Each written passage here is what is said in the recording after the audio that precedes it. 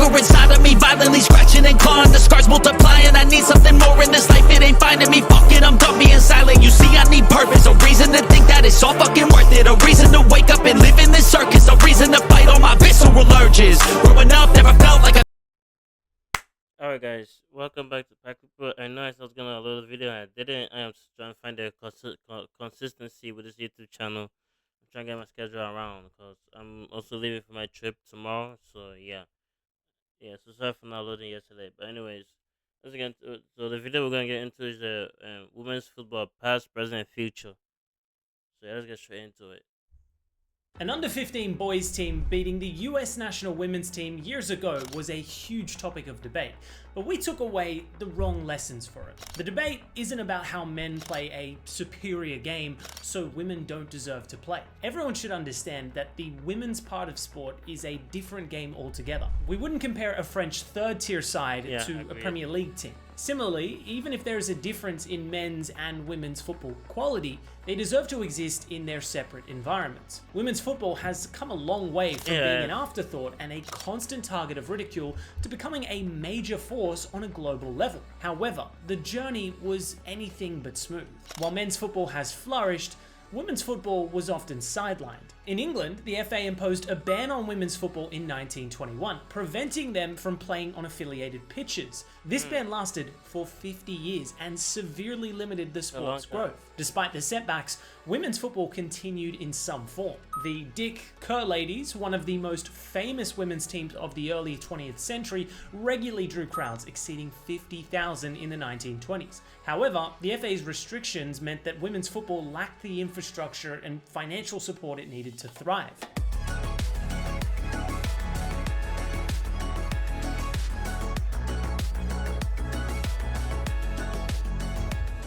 The FA finally lifted its ban on women's football in 1971, coinciding with a growing movement for gender equality. Around the same time, UEFA began recognizing women's football as an official sport, and FIFA followed suit.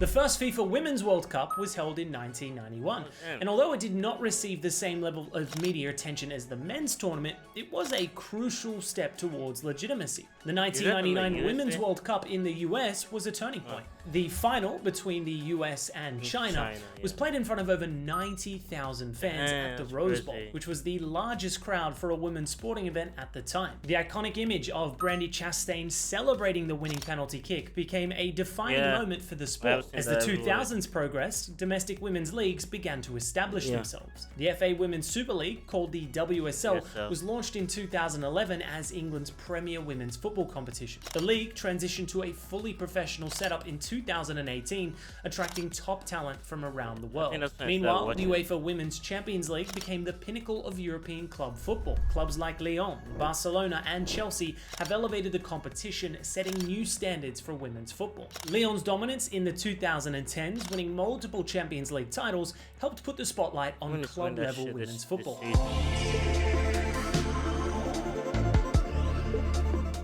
A major factor in the growth of women's football has been the increase in sponsorship deals and media coverage. In 2021, Barclays became the title sponsor of the WSL, investing millions into the league. This financial backing has allowed clubs to improve facilities, pay higher wages, and attract world-class talent. Media coverage has also skyrocketed. The BBC and Sky Sports signed a landmark broadcasting deal in 2021 to air WSL matches, making women's football more accessible than ever before. In the US, networks like ESPN and CBS have started giving more airtime to the National Women's Soccer League, known as the N. I was watching it on ESPN. No, originally I was watching on the app. The thing, WSL had their own app. I was watching on it. And then they had to shut down from there because they got acquired by BBC Sports, and for we Americans, it was broadcasted on ESPN. And then after that year, it was again broadcasted on YouTube, but some of the games were also on ESPN, but most of them was on YouTube. I had to use VPN. So, but yeah, no, it has grown overall. I think they recently signed a contract again. I don't know who they signed it with, but recently signed a contract again. I forgot with who. WSL. This has helped further expand the sport's reach. The UEFA Women's Euro 2022, hosted by England, shattered attendance and viewership records. The final at Wembley saw over 87,000 fans, the highest attendance for any European Championship final, men's or women's. England's victory over Germany in extra time became a historical moment for the sport. The 2023 FIFA Women's World Cup built on this momentum. Co-hosted by Australia and New Zealand, the tournament saw record-breaking attendance and TV ratings. Yeah, the final between that. Spain and England drew over it. 75,000 fans in Sydney, while Spain global won that viewership one. exceeded all expectations. won Spain's the victory Euros also marked the this year. rise of a new football powerhouse in the women's game. Women's football has reached new heights in 2024. According to recent statistics, average attendance in the WSL has increased by It's like 37% from yeah. the previous season. Arsenal women in particular have seen record crowds, averaging nearly 30,000 fans per same with game. Chelsea. TV viewership has also skyrocketed. Since 2012, the UK's viewership of women's sports has increased by a staggering 620%, demonstrating the growing interest in the game. The surge in viewership has attracted even more sponsorship deals, creating a sustainable model for women's football moving forward. Let's now dive deeper into the financial investments, the role of star players, the challenges the game still faces, and what the future holds for women's football.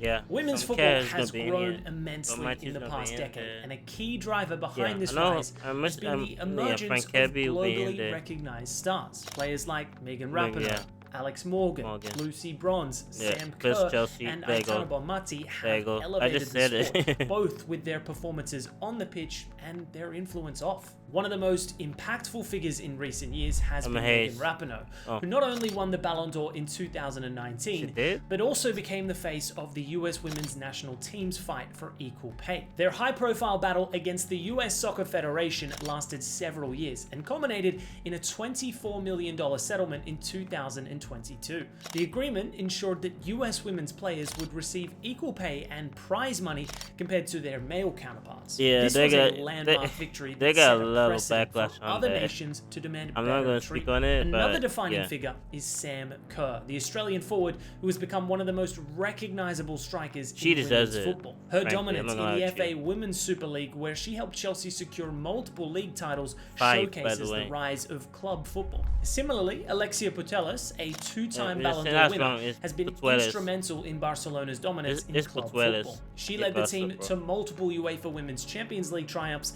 including the historic 2023 final, where Barcelona came from 2-0 down to beat Wolfsburg 3-2. This moment demonstrated the growing tactical sophistication and competitive edge in women's football. Meanwhile, a new generation of superstars like Salma Paraluelo, Linda Caicedo, and Lauren James is emerging. Their performances at club level and international levels suggest that the women's game will continue to evolve at an exciting pace in the years to come.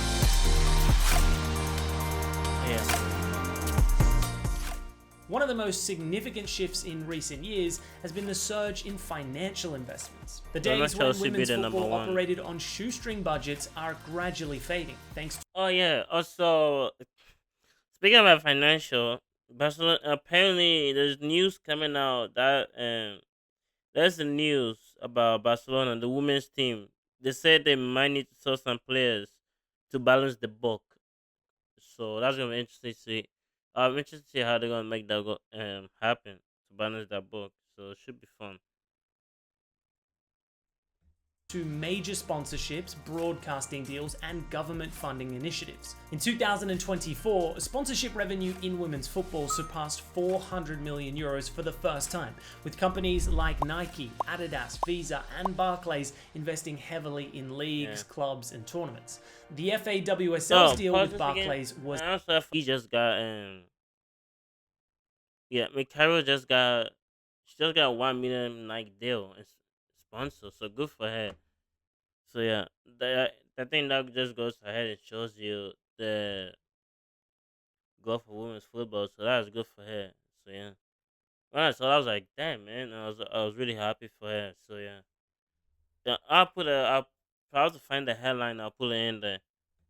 a game changer, allowing clubs to improve their infrastructure, increase player wages, and attract international talent. Similarly, the UEFA Women's Champions League has seen significant growth. The introduction of a group stage format in 2021 improved competition and they're bringing the levels, Europa leading League. to That record starts the attendance season. figures. Clubs like Barcelona, Chelsea, Arsenal, and Lyon have set the standard, regularly drawing crowds of over 30,000 all the way up to 90,000 fans for key matches. Yeah, Barcelona sounds in about right. particular has been a standout. Their Champions League semi-final against Wolfsburg in 2022 Barcelona. saw over 91,000 fans in the stadium, the highest ever attendance for a women's club match. This level of support highlights the growing commercial appeal of the women's game. Meanwhile, investment in leagues outside of Europe has also increased. The National Women's Soccer League in the US has expanded, securing long-term broadcasting Serena Williams has rights been with recently CBS invested and Amazon Prime, in Chelsea. further solidifying its place as one of the best leagues in the world. Even Saudi Arabia, known for its aggressive push in men's football,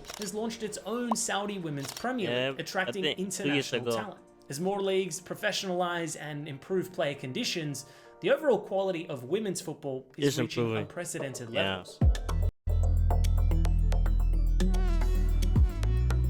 I like the Despite presentation these graphic. advancements, Oh, several Sports Getter. challenges remain. While top clubs and leagues are thriving, the gap between the elite and lower Yeah. tier teams is still significant. Many Yes. smaller clubs lack funding, proper facilities, and adequate player wages, making it difficult for them to compete at the highest level. One of the most pressing issues is injury ACL prevention injuries. and player welfare. Studies have shown that female footballers are up to 6 times more likely to suffer ACL that's injuries Ellie compared to their Capital. male Good to see her. We'll see her counterparts. join Chelsea. Various high-profile players have missed major tournaments due to Kerr, knee Lowen injuries. James, Clubs Frank and Kirby. governing bodies are now focusing on better research, training methods, and rehabilitation programs to reduce injury no, risk. that's Eric- that's- Another that's a challenge normal is earring. the Still doesn't unequal just- treatment of prize money. While FIFA Yeah. increased the total prize pool for the 2023 Women's World Cup to $110 million, Ooh. it still pales in comparison to the $440 million Yeah. awarded in the men's Nah, tournament yeah, I in see. 2022. However, Yeah, I do see the point. Yeah, I do see the point of that, but it's kind of difficult because, and people are always gonna use excuse, and for me, I'm not gonna use the excuse on this. But yeah, it kind of sucks because I think if the women's football was really quality a long time ago, then do have more prize money in the World Cup. Unfortunately, it wasn't that good the past year, but over the past of 5 years, it has been really good. So it kind of does suck that the prize money is not enough, but I think they just need to keep doing what they're doing, keep proving everyone wrong, People are now watching women's football, and I did watch the World Cup and I watched the Euros, and I think it was like $1 billion the other time with the World Cup. I don't know exactly how many people tuned into the Euros. So yeah, I'll look it up and then it should pop up in the screen. Yeah, it should the how many people tune into the Women's World Cup should pop up on the left hand side, and then the Euros should be on the right hand side. So, and once you see that, I'm just gonna say this. I'm proud to be part of those. I'm proud to be part of that number because, bro, women's football has come a long way, and I'm glad to see the growth of the women's football. So yeah, cause bro, I remember I started watching the.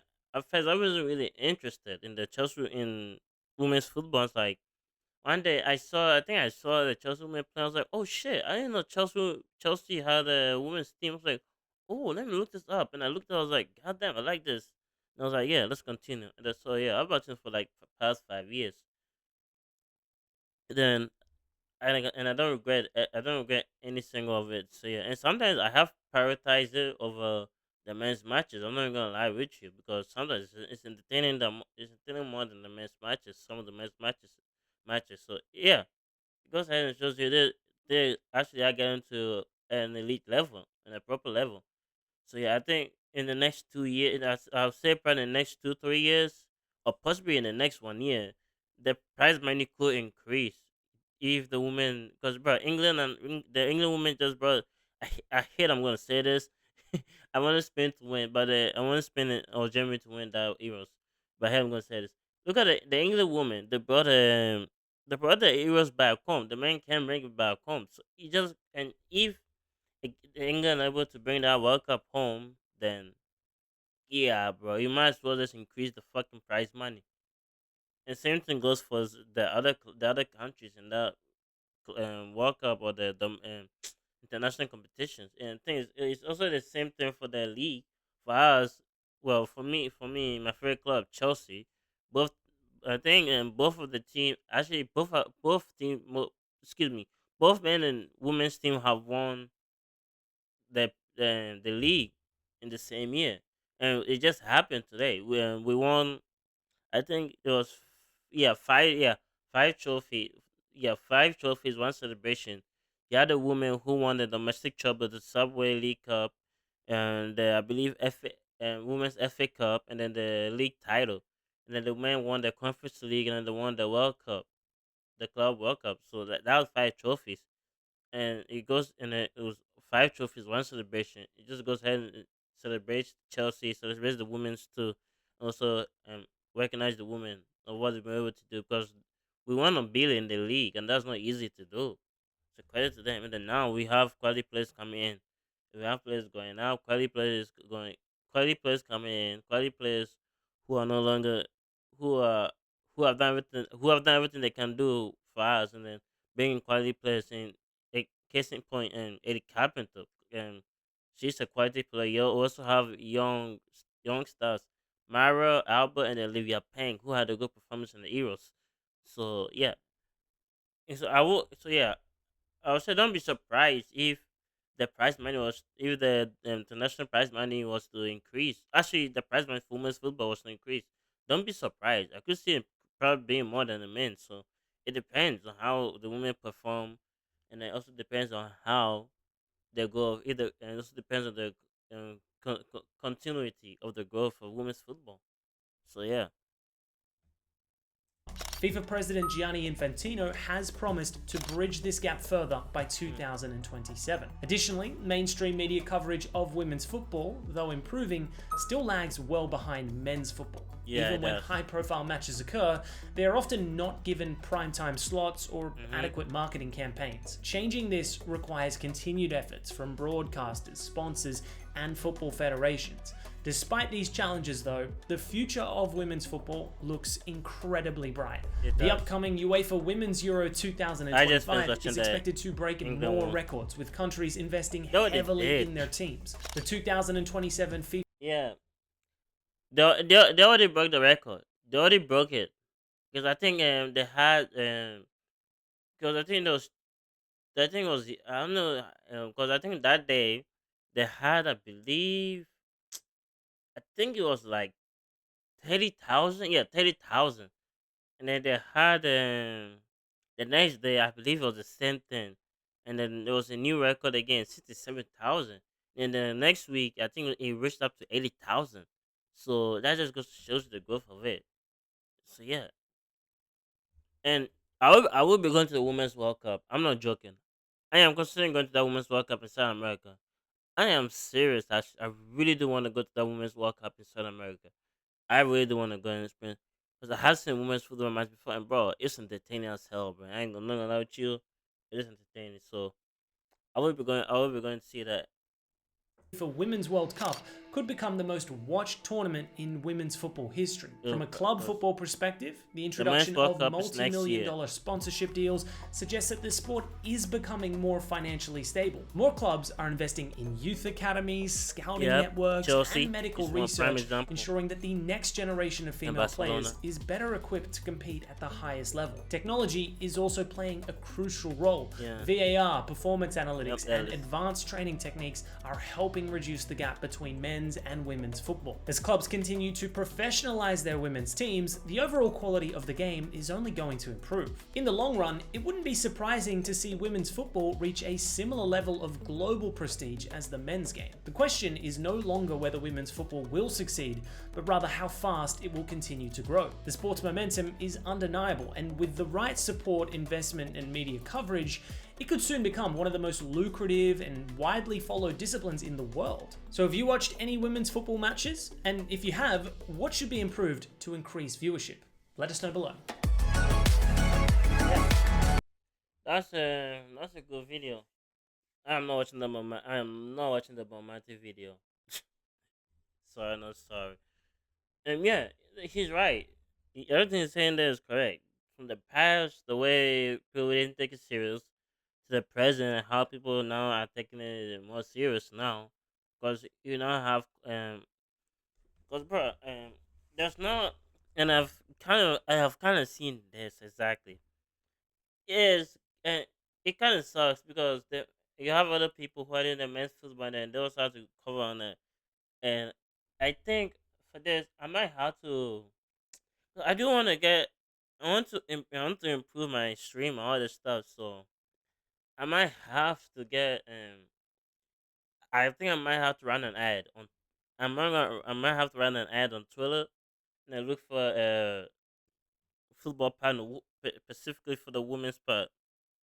I do want to have a woman's. I want to have a woman. I want to have a female. That way, in case that and like some female things happens in that game, I'll ask them, and then they'll ask me. Yeah, cause I've been watching this. I think I'm watching Chelsea women now for 5 years straight, which is crazy when you think about it. And I just started streaming the women's football. I think coming up probably the end of the year will be. I think at the end of the year will be 3 years. Cause bro, I remember the first time I started streaming the women's football. I think it was Chelsea. Yeah, it was Chelsea. And I think it was because bro, I used to wake up at 5 a.m. I'm not fucking joking. Four, I was like wake up 3. I'll set up my alarm for the. I'll wake up at 3, get ready, schedule the stream, make the thumbnails, and then this deck will be 10. The table will be 10 this way, and I'll be streaming. It was so early. My mother was sleeping in the other room.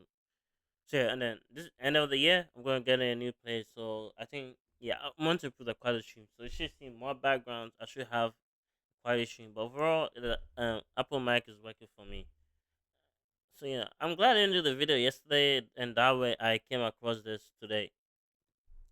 So yeah, and then for the he said the view count for hmm,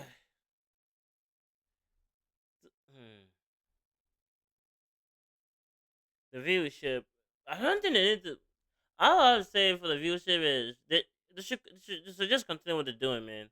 Just keep playing, keep performing, and then end up getting the viewership and then more broadcast people.